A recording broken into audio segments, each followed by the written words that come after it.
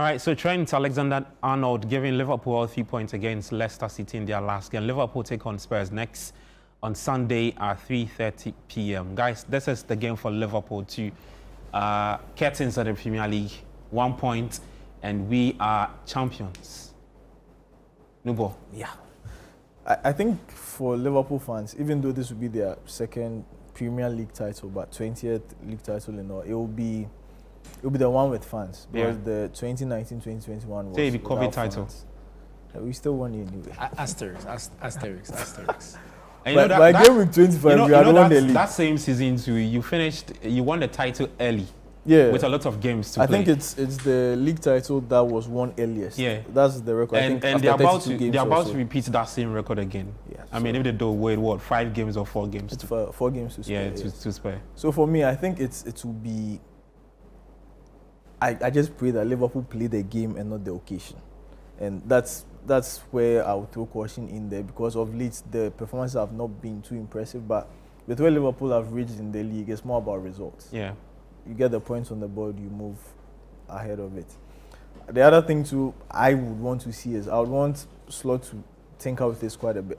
I think we've all praised him for how tactically flexible he's been, adapting to the opponent, in-game changes and all those things. But over the past 5-6 games, I'm tired of seeing Szoboszlai.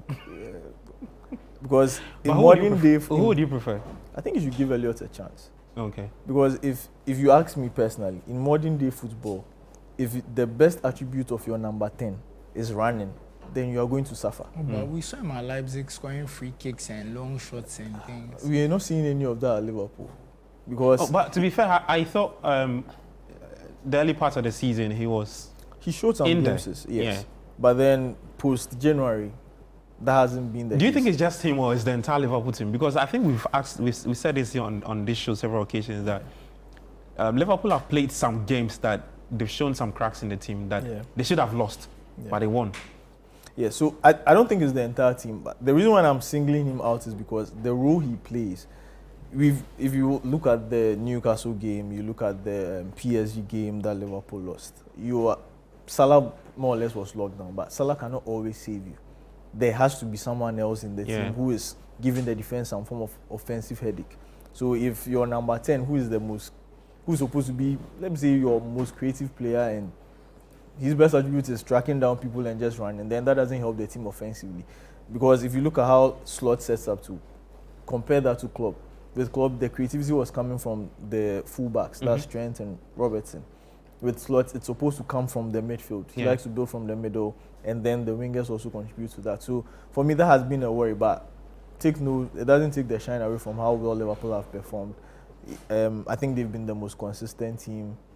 They ran away with the league way before problems or anything. The only thing that has been missing is the competition from the second place team and all those things.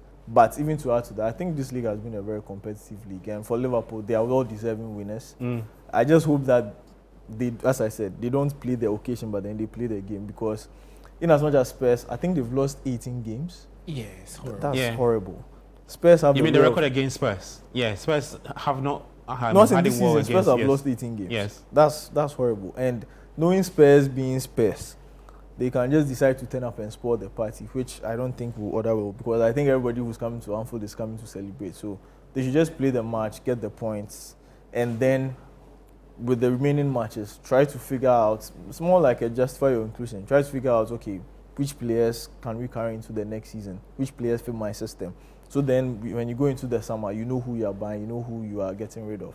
But I think it's kudos to Slot. He's been amazing to a large extent, and congratulations to Liverpool for winning the league.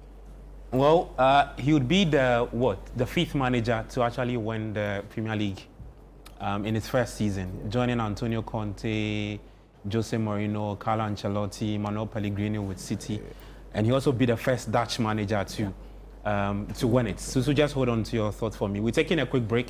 When we come back, I'll get Susu's thoughts on what he thinks about the Dutchman.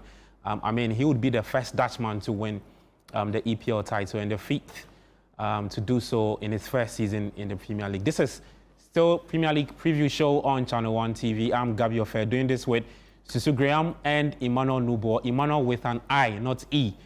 So yeah, If you want to join the conversation, just send in your thoughts. We're taking a quick break. When we come back, there's more for you.